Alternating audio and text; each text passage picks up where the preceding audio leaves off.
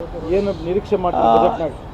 ಕಳೆದ ಹಲವಾರು ವರ್ಷಗಳಿಂದ ಪ್ರತಿ ಸಾರಿ ಬಜೆಟ್ ಬಂದಾಗ ಕರ್ನಾಟಕದಲ್ಲಿ ಬಜೆಟ್ ಕೇಂದ್ರದಿಂದ ನಮಗೇನು ಅನುದಾನ ಸಿಗ್ತದೆ ಅನ್ನೋದೇ ಒಂದು ದೊಡ್ಡ ವಿಚಾರ ಆಗಿರ್ತದೆ. ಅದಾದ ಮೇಲೆ ರಾಜ್ಯದಲ್ಲಿ ಒತ್ತಡ ಬರ್ತದೆ.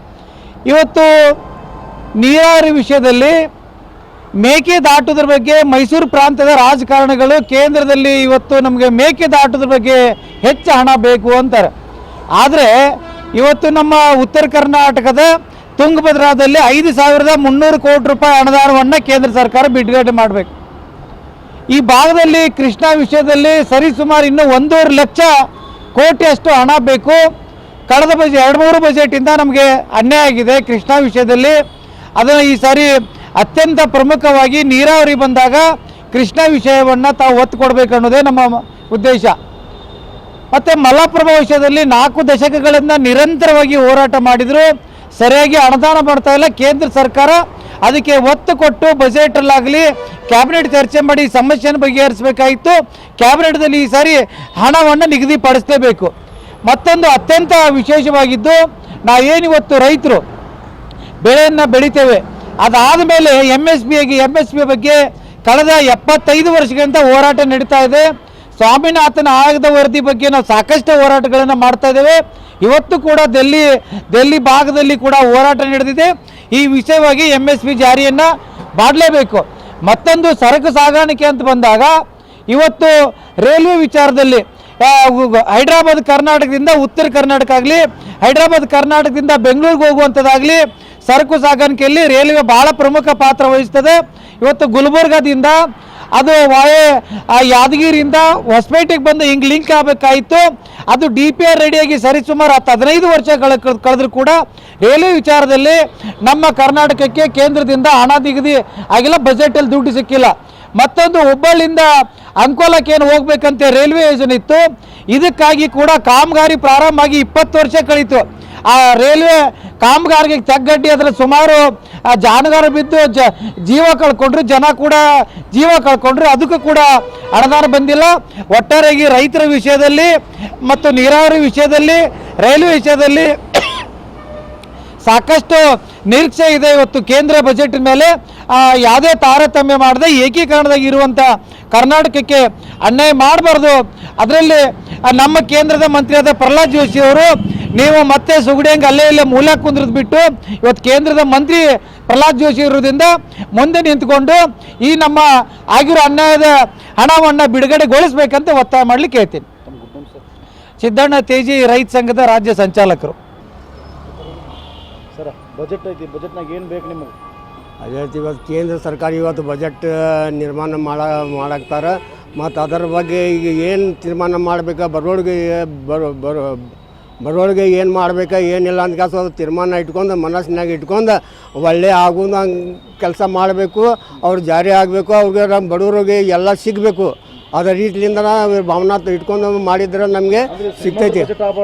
ಶ್ರೀಮಂತ ಬಜೆಟ್ ಆಗಬಾರ್ದು, ಬಡವ್ರದ್ದು ಬಜೆಟ್ ಇದು, ಬಡವ್ರಿಗೆ ಸಿಗಬೇಕು. ಅದು ಏನೇನು ಬೇಕು ಏನೇನೆಲ್ಲ ಐತಿ ನಾವು ಹಿಂದಿಂದು ಮಾಡ್ಕೊಂಡು ಬರಾಕ್ತೀವಿ, ಮನವಿನೂ ಕೊಟ್ಕೊಂಡು ಬರಾಕ್ತೀವಿ. ಅದೇ ಪ್ರಕಾರ ನಮ್ಗೆ ಆಗಾಗ್ತಾ ಇರಲಿಲ್ಲ.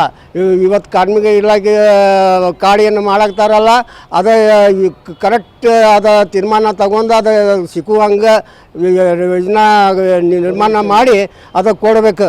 ಈಗ ಬರೋದಲ್ಲಿ ನಮ್ಮ ಆಟೋ ಚಾಲಕರಿಗೆ ವಿಮಾ ಯೋಜನಾ ಇನ್ಶೂರೆನ್ಸ್ ಇತ್ತು 10 ವರ್ಷ ಹಿಂದೆ, ಅದನ್ನು ಬಂದ್ ಮಾಡ್ಯಾರ.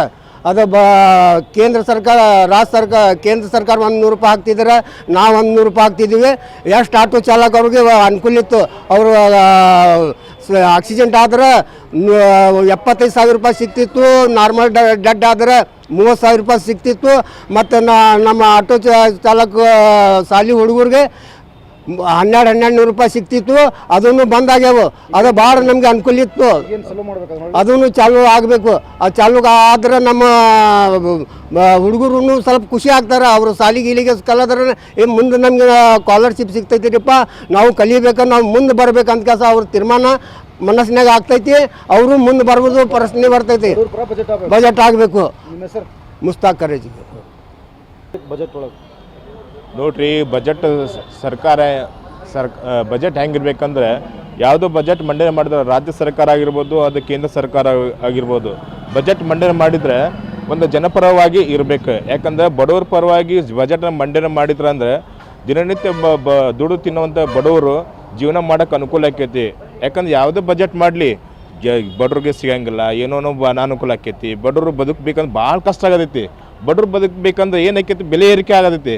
ಬೆಲೆ ಏರಿಕೆಯಿಂದ ಏನಾಕೈತೆ ಅಂದರೆ ಸಾಮಾನ್ಯ ಮನುಷ್ಯ ಬದುಕಬೇಕಂದ್ರೆ ಭಾಳ ಕಷ್ಟ ಆಗೈತಿ. ದಿನ ದುಡಿದಷ್ಟೇ 300-400 ರೂಪಾಯಿ ಕೂಲಿ ಕಾರ್ಮಿಕರು. ಅದಾಗ ದುಡಿದ್ರಾಗ ಗ್ಯಾಸ್ ತಗೋ, ಅದನ್ನು ತಗೋ, ದಿನನಿತ್ಯ ಆಹಾರ ಬಳಕೆ ತಗೋ, ಆಹಾರ ಧಾನ್ಯ ತಗೋ, ದವಸ ಧಾನ್ಯ ತಗೋ, ಅಕ್ಕಿ ರೇಟ್ ತೊಗೋರಿ, ಎಣ್ಣೆ ರೇಟ್ ತೊಗೋರಿ, ಇವೆಲ್ಲ ಬೆಳೆ ಏರಿಕೆ ಏರ್ಕೊಂಡು ಹೊಂಟ್ರೆ ನಮ್ಮಂತ ಬಡವ್ರು ಹೆಂಗೆ ಜೀವನ ಮಾಡ್ಬೇಕು? ಜೀವನ ಮಾಡ್ಬೇಕಂದ್ರೆ ನಾವು ದುಡ್ಡೇ ಇರಂಗಿಲ್ಲ. ಅಲ್ಲಿ ವಿಶೇಷ ಯೋಜನೆ ತರಬೇಕು, ಬಡವರಾಗಿ ವಿಶೇಷ ಪ್ಯಾಕೇಜ್ ಕೊಡ್ಬೇಕು. ಏನು ಕೊಡಂಗಿಲ್ಲ ಏನಿಲ್ಲ. ನಾವು ಅಂತ ಬದುಕೋದು ಹೆಂಗೆ ಬದುಕಬೇಕು? ರೀ ಬಡವ್ರಿಗೆ ಬದುಕಬೇಕಂದ್ರೆ ಅವ್ರಿಗೆ ಎಜುಕೇಷನ್, ಬಡ ಮಕ್ಕಳಿಗೆ ಎಜುಕೇಷನ್ ಕೊಡಬೇಕು, ಅವ್ರಿಗೆ ಇನ್ಸೂರೆನ್ಸ್ ಕೊಡಬೇಕು. ಆಮೇಲೆ ಅದೇ ರೀತಿಯಾಗಿ ಅವ್ರ ಸಂಸಾರಕ್ಕೆ ಏನು ಜೀವನಕ್ಕೆ ಏನು ಬೇಕು, ಮನೆ ಇಲ್ಲ, ಎಷ್ಟೋ ಜನಕ್ಕೆ ಮನೆ ಇಲ್ಲ, ಆದಿನ ಇಲ್ಲ. ಇನ್ನೂ ಎಷ್ಟೋ ಜನಕ್ಕೆ LPG ಸಿಗತ್ತಿಲ್ಲ.